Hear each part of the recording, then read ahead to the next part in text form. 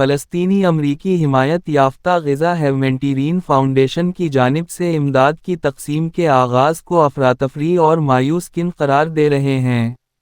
فلسطینی US back to guess کی تقسیم کے آغاز کو انسانی بنیادوں پر افراتفری اور مایوس کن قرار دے رہے ہیں۔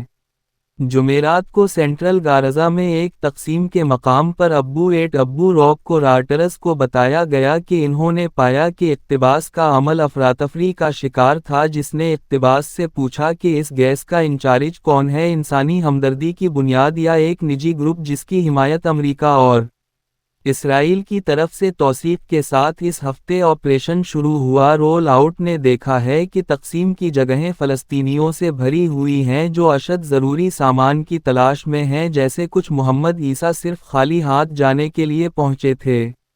یہ مایوس کن ہے کہ میرے پاس 21 لوگ ہیں، اگر مجھے 1 کلو پھول کی ضرورت ہے تو یہ 100 بیریوں کے لیے ہے، ہم اسے نہیں خرید سکتے۔ انہوں نے کہا کہ ایک ہفتہ آیا ہے، دوڑتا ہوا میں چل بھی نہیں سکتا، اور جب میں آیا تو انہوں نے مجھے بتایا کہ کچھ نہیں بچا ہے، کچھ عدالتوں کے پاس ڈبے ہیں اور کسی کو 1 کلو آٹا یا ابے نہیں مل سکتے۔ تیل کی بوتل، یہ ٹھیک نہیں ہے، مجھے مایوسی ہو رہی ہے، یہ کیا افراتفری ہے۔ آپریشن کے آغاز نے اسرائیل پر مزید خوراک حاصل کرنے اور غزہ میں لڑائی روکنے کے لیے بین الاقوامی دباؤ بڑھا دیا ہے۔ نئے نظام پر سخت تنقید کی گئی ہے۔ پنڈلیوں اور دیگر عمر کے گروپوں کو انسانی بحران کے لیے ناکافی اور ناقص ردعمل کے طور پر اسرائیل کے 11 نے غزہ میں داخل ہونے والی امداد پر ناکہ بندی کر دی ہے۔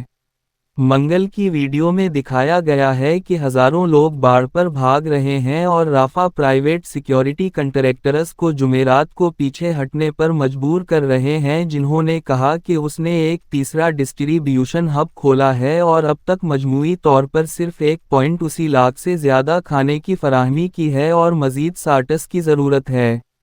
اس نے آنے والے ہفتوں میں کھول دیا۔